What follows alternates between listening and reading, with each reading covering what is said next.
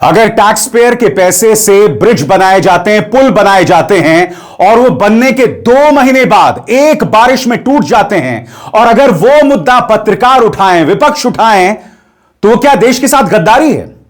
और इसका मतलब कि महाराष्ट्र के मुख्यमंत्री विधानसभा में खड़े होकर अब शब्दों का इस्तेमाल करेंगे, धमकी देंगे कि अगर किसी ने मेरे महाराष्ट्र को बदनाम किया तो मैं उसे छोड़ूंगा नहीं। और दूसरी तरफ जैसे कि आप देख सकते हैं, शिंदे सेना का एक कॉरपोरेटर एक अस्पताल में घुसता है और वहां पर महिला डॉक्टर्स, गायनेकोलॉजिस्ट उनके साथ बदतमीजी करता है, हाथापाई करता है। उत्तर प्रदेश के अंदर उत्तर प्रदेश के एक मंत्री दिनेश सिंह से जब सवाल पूछा जाता है कि सड़कें टूट रही हैं, तो वो कहते हैं आप खुद सड़क बना लो। जब एक दलित लड़की के ऊपर प्रदर्शन किया जा रहा होता है तो मेरठ की पुलिस किस बेरहमी के साथ पिटाई करती है। यह अहंकार आता कहां से, मैं समझना चाहता हूं। सबकी हम चर्चा करेंगे, मगर सबसे पहले बात करना चाहेंगे देवेंद्र फडणवीस की। अभी 2 महीने हुए हैं दोस्तों, हजारों करोड़ के साथ मिसिंग लिंक तैयार किया गया था, मगर जैसा कि आप इन तस्वीरों में देख रहे हैं, बारिश होती है, लैंडस्लाइड होती है और उसका एक हिस्सा टूट जाता है। यह देखिए किस तरह से पानी बह रहा है।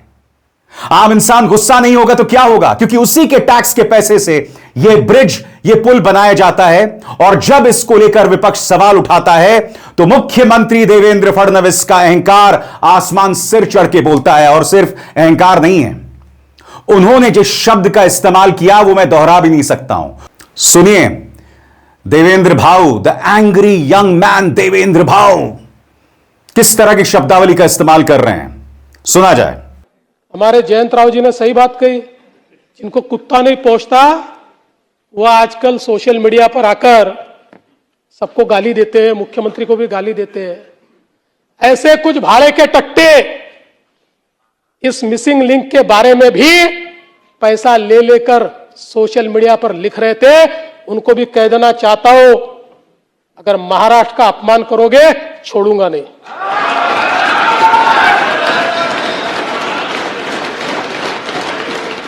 मैं मुख्यमंत्री देवेंद्र फडणवीस से पूछना चाहता हूं, अगर लोग इस टूटे हुए मिसिंग लिंक, उसके एक हिस्से को दिखा रहे हैं जिसमें आपने हजारों करोड़ रुपए खर्चा, तो वो क्या गलत है?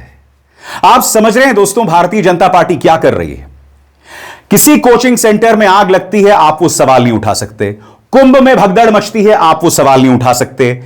दिल्ली रेलवे स्टेशन में भगदड़ मचती है, कई लोग मर जाते हैं, आप सवाल नहीं उठा सकते। और ना सिर्फ सवाल नहीं उठा सकते, कितने लोगों की मौत हुई है उसको लेकर भी पारदर्शिता की सख्त कमी दिखाई देती है। और मैं मुख्यमंत्री देवेंद्र फडणवीस से पूछना चाहता हूं, 28 फरवरी का आपका यह ट्वीट है, आपने बाकायदा उस मिसिंग लिंक जो अभी अभी तैयार हुआ था 2 महीने पहले, 28 फरवरी का आपका ट्वीट है, आप कह रहे हैं the Mumbai Pune missing link yet another engineering Marvel.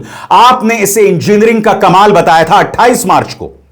3 दिन रह गए हैं, उसके बाद इसका उद्घाटन हो जाएगा। आपने कहा this project will reduce travel time between Mumbai and Pune by 25 to 30 minutes. आपने कहा था कि मुंबई और पुणे के बीच ट्रैवल टाइम 20 से 25 मिनट कम हो जाएगा, 25 से 30 मिनट कम हो जाएगा। यह आपका बयान 28 अप्रैल को है। और देखिए आप किस तरह से मिसिंग लिंक का एक हिस्सा किस तरह से टूट गया।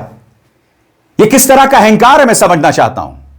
और मैं आपको बताना चाहता हूं दोस्तों कि नुकसान किस तरह का हुआ है। आपकी स्क्रीन पर खुलने के करीब 2 महीने के भीतर ही इस मिसिंग लिंक रोड पर जगह जगह गड्ढे जैसे पैच और सड़क की सतह में खराबी दिखाई देने लगी। इसके बाद तुरंत मरम्मत के आदेश दिए गए और इस बात पर सवाल उठे कि इतनी महंगी एक्सप्रेसवे इतनी जल्दी कैसे खराब होने लगी। करीब 5 से 6 जुलाई 2026 को भारी मानसूनी बारिश के कारण पुणे मुंबई लेन में टनल 2 के पास भूस्खलन हो गया।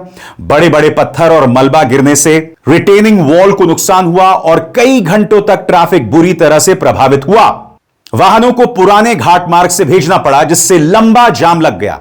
सोशल मीडिया पर वायरल वीडियो और तस्वीरों में टनल के अंदर पानी टपकता हुआ, टनल के मुहाने पर मलबा, टूटी हुई दीवारें, फंसे हुए वाहनों की लंबी कतारें दिखाई दी।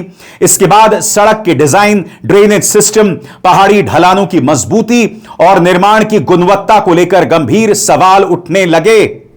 उद्धव सेना कह रही है कि 7,000 करोड़ रुपए इस प्रोजेक्ट में लगाया गया था। और उद्घाटन के सिर्फ 2 महीने बाद यह हाल है। मैं पूछना चाहता हूं मुख्यमंत्री देवेंद्र फडणवीस से, अगर विपक्ष यह सवाल उठाएगा तो क्या आप उस शब्दावली का इस्तेमाल करेंगे जो आपने किया? फिर से सुनिए देवेंद्र भाऊ का गुस्सा। देवेंद्र भाऊ को गुस्सा क्यों आता है? कमी अगर आपके काम में है तो आप दूसरों पर भड़ास निकालिएगा। सुनिए फिर से क्या कहा उन्होंने। हमारे जयंत राव जी ने सही बात कही, जिनको कुत्ता नहीं पोंछता वो आजकल सोशल मीडिया पर आकर सबको गाली देते हैं, मुख्यमंत्री को भी गाली देते हैं। ऐसे कुछ भाड़े के टट्टे इस मिसिंग लिंक के बारे में भी पैसा ले लेकर सोशल मीडिया पर लिख रहे थे। उनको भी कह देना चाहता हूं, अगर महाराष्ट्र का अपमान करोगे छोड़ूंगा नहीं। और ये गुस्सा हर तरफ दिखाई देता है दोस्तों। आपके स्क्रीन पर अब एक और वीडियो मैं आपको दिखाना चाहता हूं। मैं चाहता हूं आप पूरे वीडियो देखिए। इस वीडियो में आप देखेंगे रमेश महात्रे, जो कि शिंदे सेना के कॉर्पोरेटर हैं, वो एक अस्पताल में जाते हैं। वहां पर महिला डॉक्टर्स, गायनेकोलॉजिस्ट के साथ बदतमीजी करते हैं, एक डॉक्टर को बेरहमी से पीटते हैं। मुद्दा क्या है कुछ देर बाद मैं आपको बताऊंगा। सबसे पहले वो वीडियो देखिए।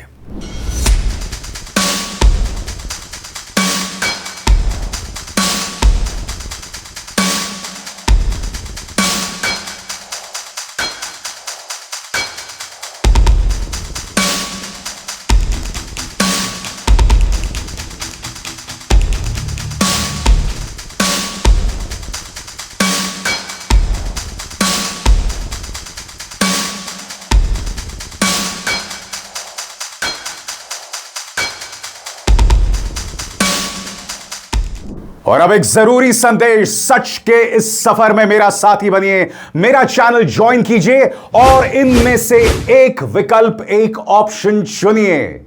शुक्रिया। कॉर्पोरेटर रमेश महात्रे को गिरफ्तार कर लिया गया है, और क्यों ना हो, जाहिर सी बात है, जैसे ही आदित्य ठाकरे अस्पताल पहुंचते हैं और डॉक्टर्स के साथ मुलाकात करते हैं, ये तस्वीरें हैं उस मुलाकात की, उसके बाद उन्हें गिरफ्तार कर लिया जाता है। जब मीडिया भी इस मुद्दे को उठाती है, यहां मैं आपसे सवाल पूछना चाहता हूं कि आप डॉक्टर्स को इस बेरहमी से पीटेंगे? यह कैसी सोच है, मैं समझना चाहता हूं। अब मैं आपको बताना चाहता हूं मामला क्या हुआ। एक परिवार पहुंचता है अपनी बेटी के साथ, जिसकी तबीयत खराब थी, मगर अस्पताल कहता है कि भाई हमारे पास सारी सुविधाएं नहीं है, आप सायन अस्पताल चले जाइए। परिवार नहीं मानता है। परिवार की अपनी वजह है और वाजिब वजह है, क्योंकि उनकी बेटी की तबीयत खराब थी। पूरा मामला क्या है मैं आपको बताऊंगा, मैं आपको दोनों पक्ष भी बताऊंगा। सबसे पहले सुनिए अस्पताल वाले क्या कह रहे हैं, जो गुहार लगा रहे हैं कि हमें सिक्योरिटी दीजिए। सत्ता पक्ष के कॉर्पोरेटर्स से अस्पताल गुहार लगा रहे हैं कि हमें सिक्योरिटी दीजिए। देखा जाए।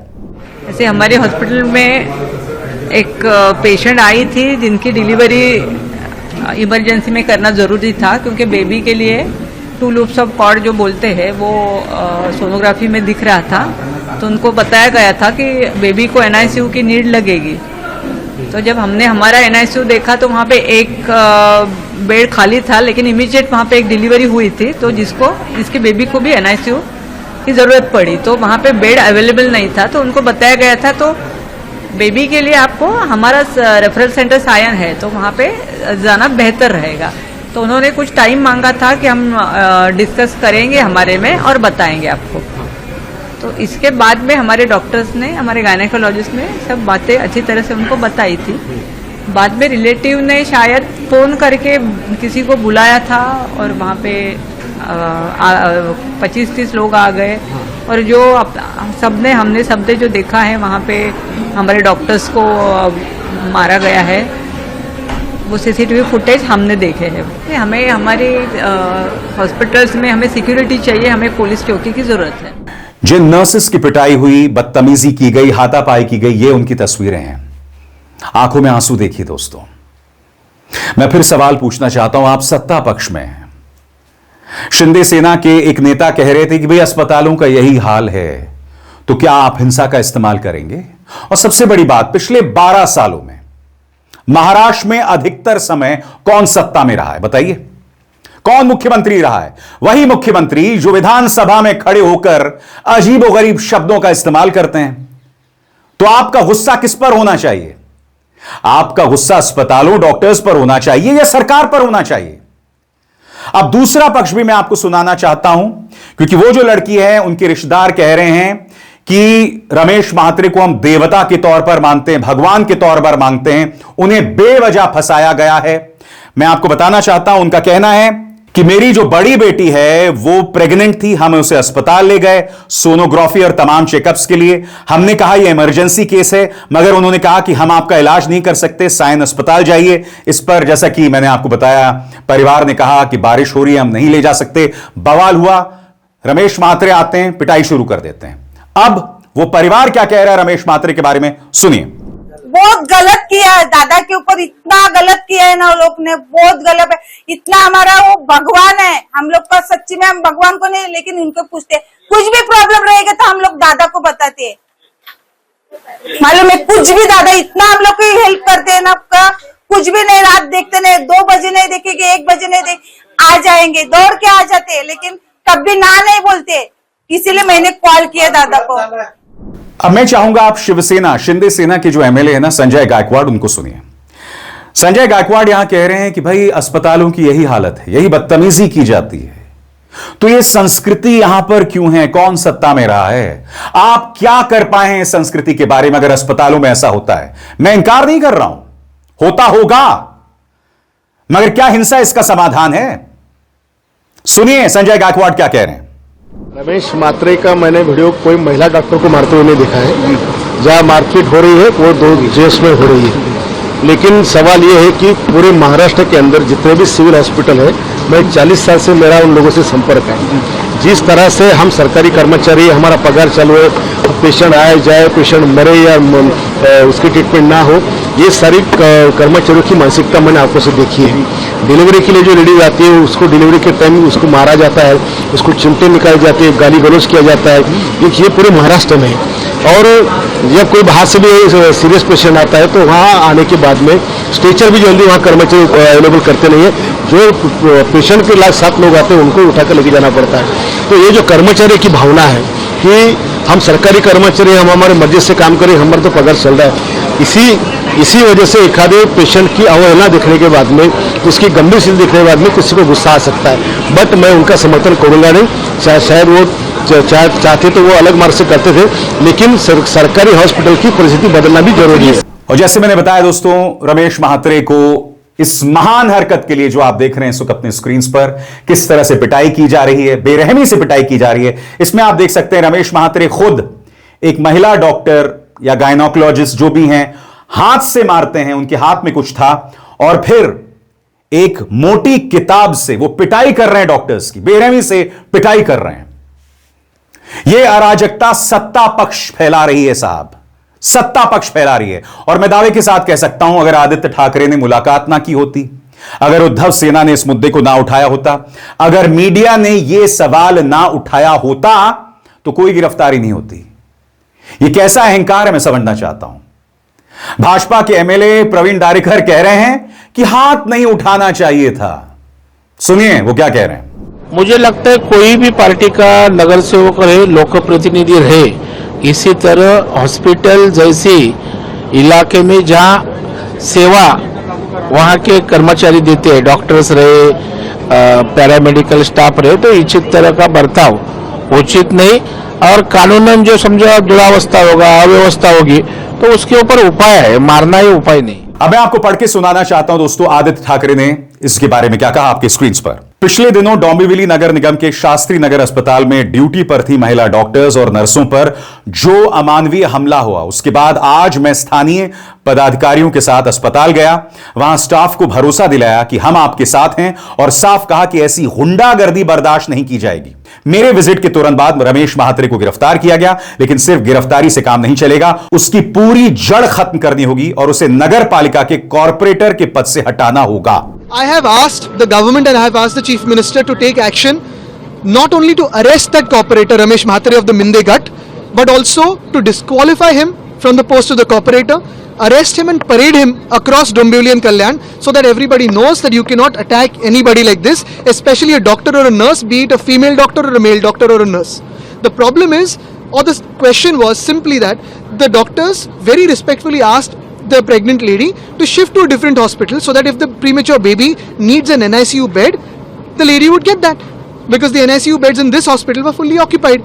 What was the reason for this escalation? What was the reason for this fight?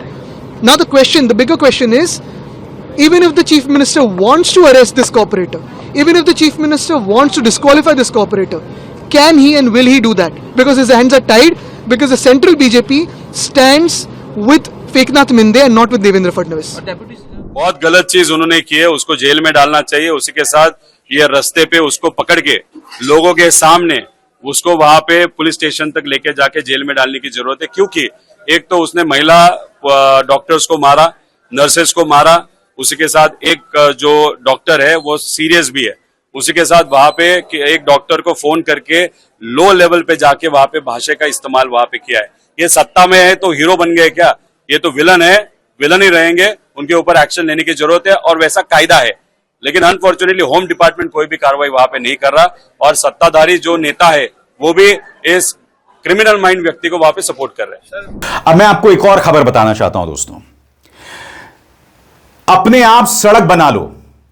CM के उद्घाटन के पहले लखनऊ कानपुर एक्सप्रेसवे टूटा। सवाल पर मंत्री दिनेश प्रताप सिंह ने कहा 13 जुलाई को सीएम और रक्षा मंत्री करने वाले थे इसका उद्घाटन। 2 महीने बाद यह हालत हो जाती है महाराष्ट्र के मिसिंग लिंक की, और यहां तो उद्घाटन से पहले ही हालत हो जाती है।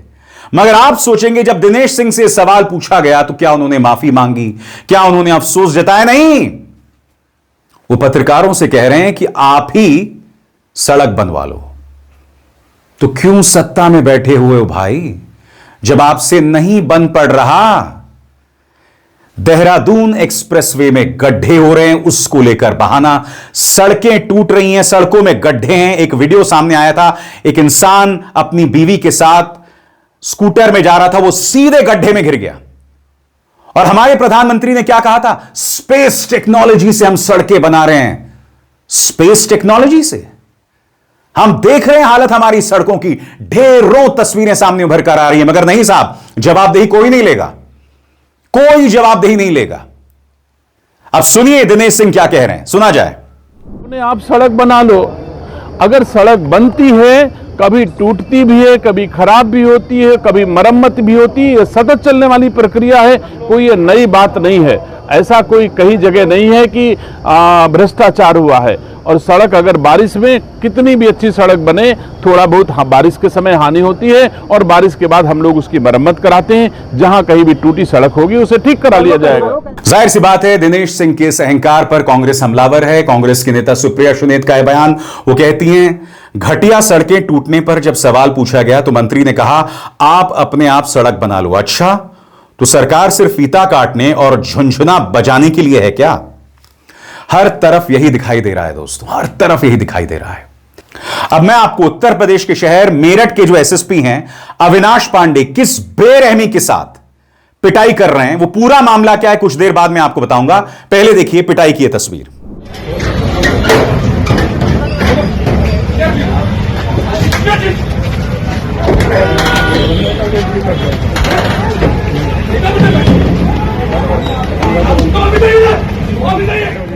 एक लड़की की हत्या होती है, दलित लड़की की हत्या होती है, लोग प्रदर्शन कर रहे होते हैं।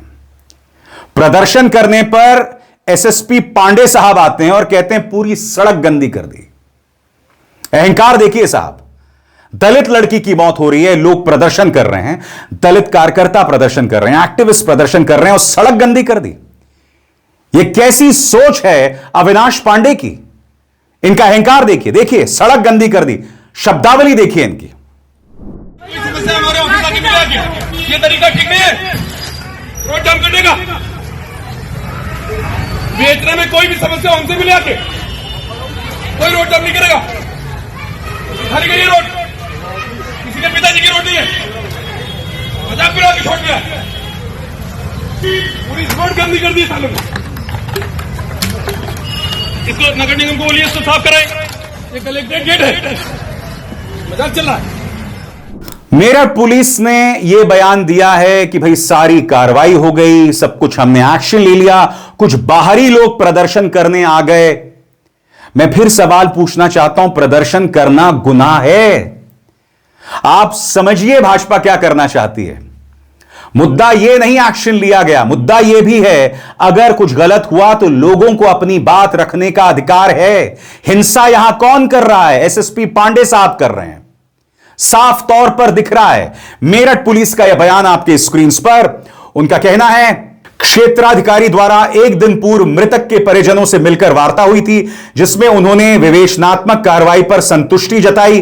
इसके बावजूद कुछ बाहरी और अराजक तत्वों द्वारा परिजनों को उकसाकर प्रदर्शन कराया गया तथा कलेक्ट्रेट गेट के सामने सड़क जाम कर यातायात बाधित किया गया। बार बार समझाने के बाद भी मार्ग न खाली करने पर कानून व्यवस्था बनाए रखने हेतु न्यूनतम बल प्रयोग कर प्रदर्शनकारियों को हटाया गया। क्या यह न्यूनतम बल प्रयोग था? किस बेरहमी के साथ पांडे साहब रविंद्र गौतम को मार रहे थे, और उनकी शब्दावली देखिए, सड़क गंदी कर दी। यह कौन सी सामंती सोच है कि दलित लड़की की मौत पर अगर दलित लोग प्रदर्शन कर रहे हैं तो आप यह कहेंगे कि सड़क गंदी कर दी? यह अहंकार है कि आप कैमरे के सामने, आप जानते हैं कि यह सब रिकॉर्ड किया जा रहा है, आप कैमरे के सामने यह सब कह रहे हैं। यह एक किस्म का अहंकार है। जहां सवाल पूछा जाएगा तो आपको भाड़े का ट बता दिया जाएगा और कह दिया जाएगा कि छोड़ूंगा नहीं। आप सवाल पूछेंगे तो आपसे कहा जाएगा खुद सड़क बना लो। आप जब प्रदर्शन करने उतरेंगे तो बेरहमी के साथ आपकी पिटाई की जाएगी। और आपके पास क्या समाधान है? अस्पताल पहुंच जाते हैं और बेरहमी के साथ डॉक्टर्स की पिटाई करते हैं। यह है भारतीय जनता पार्टी का अंदाज़े बयां, यह है सत्ता का अंदाज़े बयां। आपने कहीं ना कहीं एक नजीर, एक मिसाल कायम कर दी है। कल को आप सत्ता में नहीं रहेंगे, कोई भी सरकार आएगी ना, उन्होंने देखा है कि इन्होंने 12-15 सालों में क्या किया है। वो सरकारें भी मीडिया पर कंट्रोल करेंगी और इसी तरह की हरकतें करेंगी। मैं उम्मीद करता हूं ऐसा नहीं होगा, क्योंकि आजाद भारत के इतिहास में ऐसी कोई पॉलिटिकल पार्टी नहीं रही जिसका चरित्र भाजपा जैसा हो। मगर माफ कीजिएगा साहब, हम गोदी मीडिया की तरह नहीं है, डंके की चोट पर सवाल उठाते हैं, डरते नहीं हैं। अभिसार शर्मा को दीजिए इजाजत। नमस्कार।